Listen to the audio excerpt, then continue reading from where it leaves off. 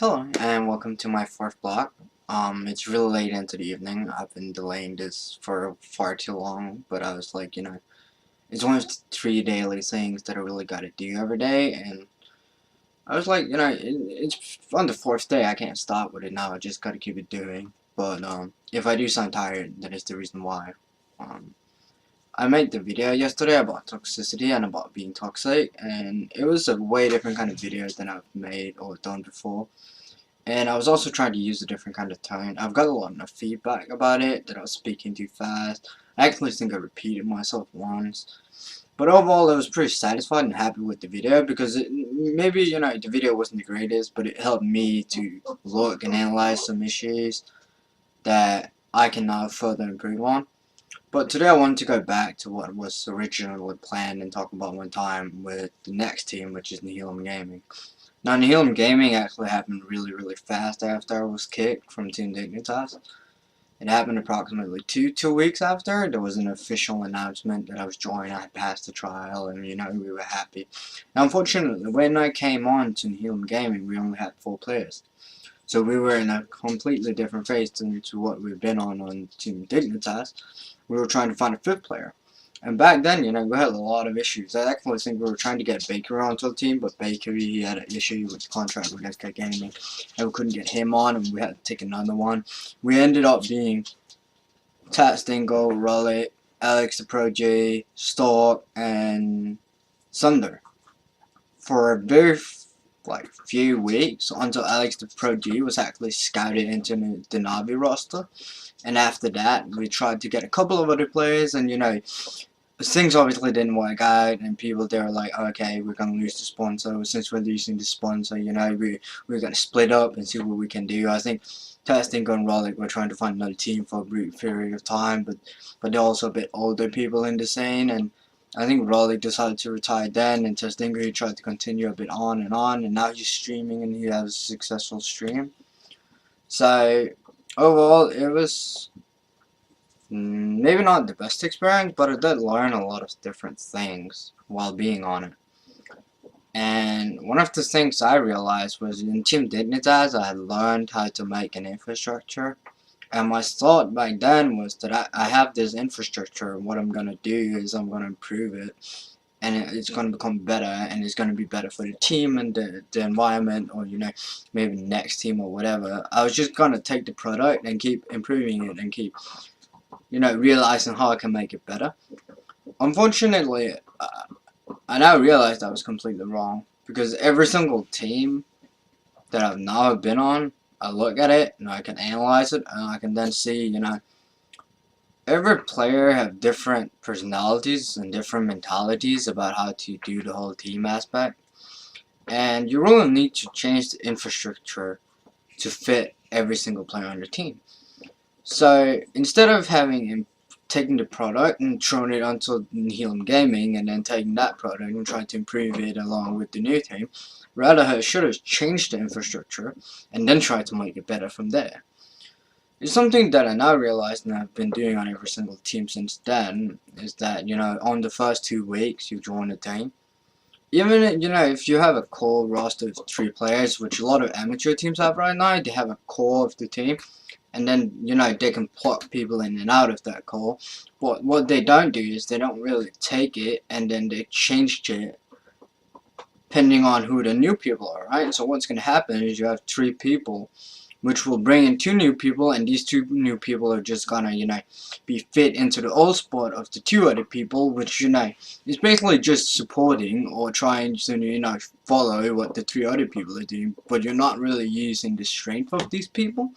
It's really the same with the infrastructure. I wasn't trying to, okay, these are new people, there's new personalities, it's a bit younger people, it's a bit older people, the infrastructure had to be customized and built around the new team instead of being built about Team Dignitas, And I weren't a very good coach back then, neither am I, now, and I can still make an infrastructure better every single day if I were to keep working on it. But overall, I think the important experience about it was, every single team and every single person you're going to be dealing with, whether it's a player or as a coach or manager, they have a different personality, and you need to be able to get along or fit in and be able to do proper teamwork and proper infrastructure with every kind of single personality of yours. Which is also why I don't think, when you try to go out there and you try to find a team, if you have a really strong personality, it might be difficult for you to find a team where you fit in, whether you're like an aggressive kind of person or a really quiet kind of person. You need to have an open mindset and an open personality that you're going to be dealing with people from all over the country. Maybe if you're a US or a Canadian, and in Europe you're going to be dealing with so many different nationalities, which all are going to be different personalities, right? So you have a whole lot of culture, and you're going to be dealing with a whole lot of personalities. So you really have to keep being open-minded. It's the same like, how to say it? When people they come from Middle East and they're coming to Europe right now, right? A lot of people in Europe are complaining that they're bringing on their cultures. They're not being open-minded.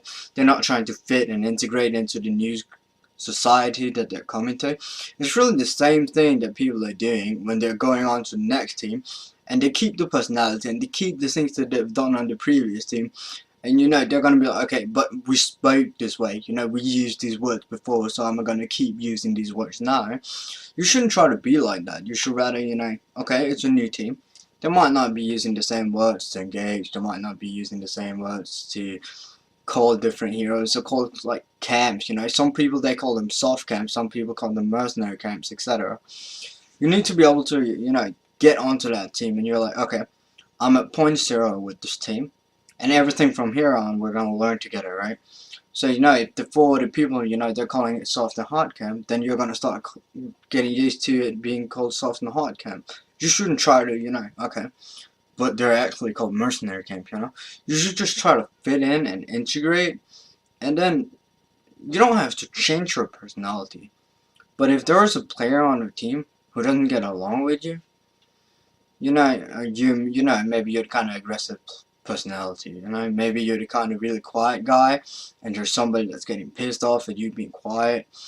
A lot of things in a team is really just about the personality, and it's just better if you try to keep yourself open-minded and try to not be the quiet guy that just follow everyone.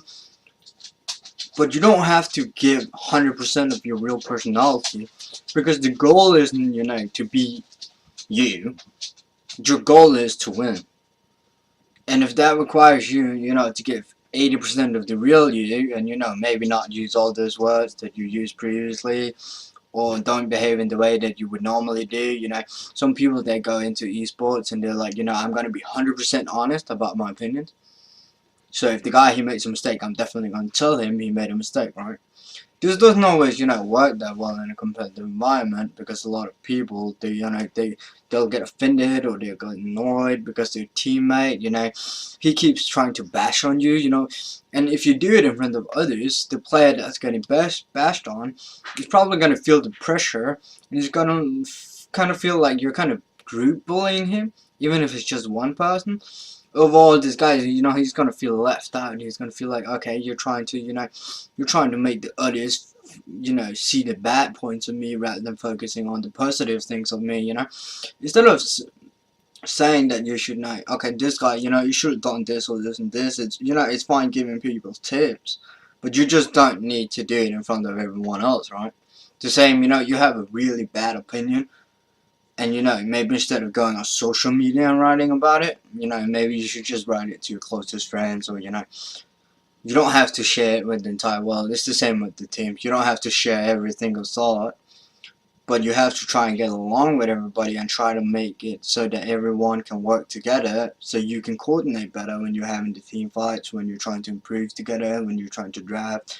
If you have 2-3 personalities in a team that are all really, really like close-minded, and they all will keep sharing their opinions, you're going to have a worse draft, because people are going to be sharing input all the time, and whoever the person is with the last call decision, he's going to get 5 different things plugged into his mind. He's going to consider all 5 things, and then maybe what his original thought was in the previous steps of the draft, he'll now forget what his next step was, and he'll take the input from one of these players, which might end up being a mixed opinion of everything, and he'll pick a completely different hero, but he's like, oh yeah, because this guy over there, he said we need CC, but this guy over here, you know, he said we need global, so I need to pick something, you know, that's like in between of both.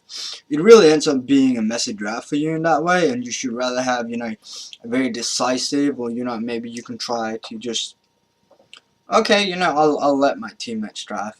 I'll let the captain draft, I'll let him do his draft, or the coach, or the analyst, or whoever's drafting, and just make it get along.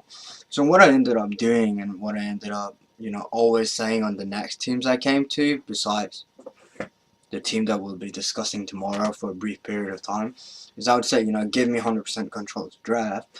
If I want your input, I'm going to ask you for your input. And I would primarily only ask the support player, because the support always have a lot of different attributes, and they're always able to contribute a lot. And sometimes, you know, maybe 3 supports are actually viable, and it just depends on, you know, how good is your support and what does he prefer to play. Because I would rather have him on a comfort pick than, you know, maybe the 100% best support in that scenario. And just take it, and just, I took that experience. It's good. It's still something I keep thinking about, and there's a lot of things that I feel like Nihilum helped me to further develop. It was very unfortunate that we were only together for so long, but I'm happy about my time there, and I'm really happy that they gave me the opportunity, like, so fast to, you know, go from team 1 and then quickly go over and transition to team 2. It really kept me active, but I should have looked at it in a different way, and I should have learned faster back then. But, you know, at least I learned it later on, and now I have the experience, and everything is going better. So I'm happy about it. Yeah, that's pretty much all. I'll see you guys tomorrow. So, bye.